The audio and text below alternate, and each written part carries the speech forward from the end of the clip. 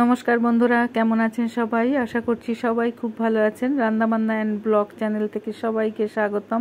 আজকে আবার একটা রেসিপি নিয়ে হাজির হয়ে গেলাম। আজকে আমি তৈরি করব মিষ্টি, খুব সহজ রেসিপি। দেখুন আমি কিভাবে তৈরি করি। মিষ্টি রেসিপি তৈরি করার জন্য আমি একটা প্যান বসিয়ে দিয়েছি। প্যানে 2 চামচ ঘি দিয়ে দিয়েছি আর দিয়ে দিলাম 1 কাপ মতো সুজি। সুজিটা ঘিয়ের সাথে খুব ভালো করে মিশিয়ে নেব আর একটু ভেজে নেব। খুব কম করেই ভাজবো, বেশি ভাজা হলে মিষ্টিটা খেতে ভালো লাগবে না। একটু খেয়াল রাখতে হবে সুজিতে যেন একদমই কালার না আসে।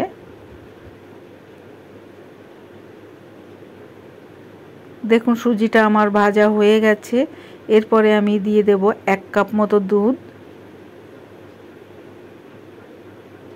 দুধটা দেওয়ার পরে সুজিটার সাথে ভালো করে মিশিয়ে অনবরত নাড়তে থাকতে হবে, তা না হলে কিন্তু সুজিটা লেগে যেতে পারে। অনবরত নাড়তে নাড়তে সুজিটাকে একদমই ঘন করে ফেলতে হবে। এই সময়টায় গ্যাসের আঁচটা একটু কমিয়ে রাখতে হবে, তা না হলে তলা থেকে পুড়ে যেতে পারে।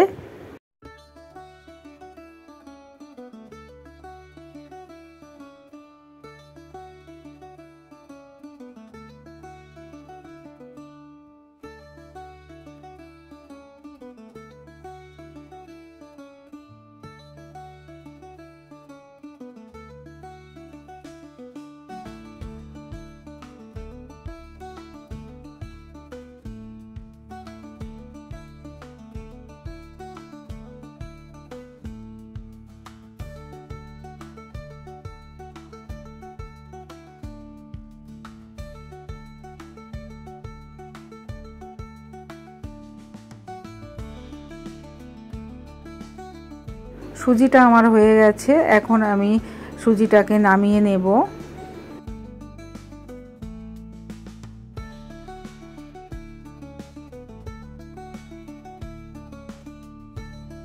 এরপরে সুজিটার মধ্যে আমি দিয়ে দেব 1 চামচ মতো ঘি আর দিয়ে দেব 1/2 কাপ মতো গুঁড়ো দুধ।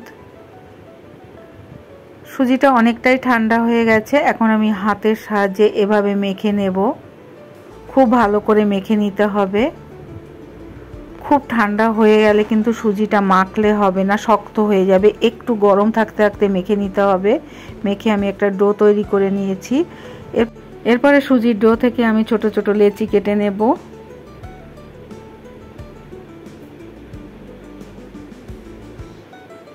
লেচিগুলো খুব ছোট হবে না, খুব বড় হবে না।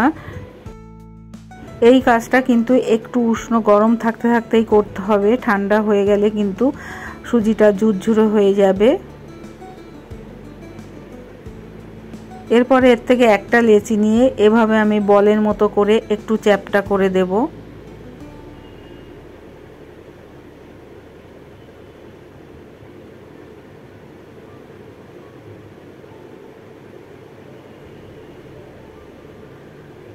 সবকটা লেচি আমি এইভাবে বলের মতো করে নেব, করে একটু চ্যাপ্টা করে নেব। খুব ভালো করে মেখে নিতে হবে, তা না হলে কিন্তু এই যে বলের মতো লেচি গোল করে চ্যাপ্টা করে নিচ্ছি, এর পাশ থেকে কিন্তু ফেটে যেতে পারে। একদমই প্লেন থাকবে, ফাটবে না। সবকটা মিষ্টি আমার তৈরি করা হয়ে গেছে। এরপরে আমি চিনি শিরা তৈরি করে নেব। চিনি শিরা তৈরি করার জন্য আমি কড়াই বসিয়ে দিয়েছি। কড়াইতে দিয়ে দিলাম 1 কাপ চিনি, দিয়ে দিচ্ছি 1.5 কাপ জল,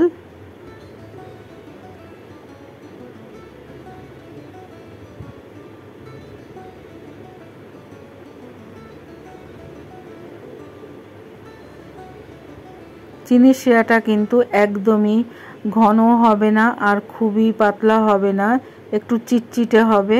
দিয়ে দিচ্ছি 1/2 চামচ মতো এলাচের গুঁড়ো।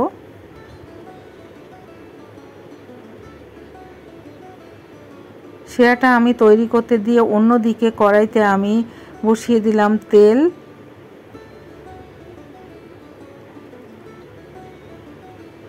এরপরে তেলটা একটু গরম হলে আমি মিষ্টিগুলো ভেজে নেব। মিষ্টিগুলো একদমই ব্রাউন কালার করে ভেজে নেব। মিষ্টিগুলো আমি রিফাইন্ড অয়েলে ভেজে নিয়েছি। চাইলে এর মধ্যে একটু ঘিও দেওয়া যেতে পারে, অর্ধেকটা রিফাইন্ড অয়েল আর অর্ধেকটা ঘি দিলে খুবই ভালো হয়। মিষ্টিগুলো খেতে অনেকটা টেস্টি হয়। দেখুন মিষ্টিগুলো আমি ব্রাউন কালার করে ভেজে তুলে নিচ্ছি। খুবই সহজ রেসিপি, একবার দেখলে অনেকেই হয়তো এই রেসিপিটা বানাতে পারবেন, কিন্তু খেতে ভীষণ ভালো হয়। চিনির শিরাটা আমি অন্য কড়াইতে ঢেলে নিচ্ছি। কড়াইটা একটু ছোট হয়ে গেছে, তাই অন্য কড়াইতে আমি ঢেলে নিলাম। এরপরে আমি মিষ্টিগুলো চিনির শিরার মধ্যে ভিজিয়ে দেব, দিয়ে 1 ঘন্টা মতো আমি ঢেকে রেখে দেব। শিরাটা দেখলেই বুঝতে পারছেন কেমন হয়েছে। খুব ঘনও না, খুব পাতলাও না, মিষ্টিগুলো ভিজিয়ে দিচ্ছি। এরপর আমি 1 ঘন্টা ঢেকে রেখে দেব।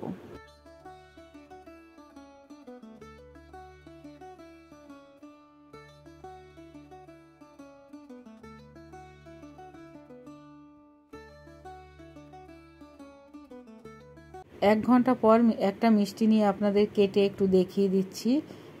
দেখেই বুঝতে পাচ্ছেন কতটা সফট, কতটা নরম হয়েছে, একদম রসে টইটুম্বুর। মিষ্টি রেসিপিটা যদি আপনাদের কাছে ভালো লেগে থাকে তাহলে আমাকে অবশ্যই একটা কমেন্ট করে জানাবেন রেসিপিটা আপনাদের কাছে কেমন লাগলো।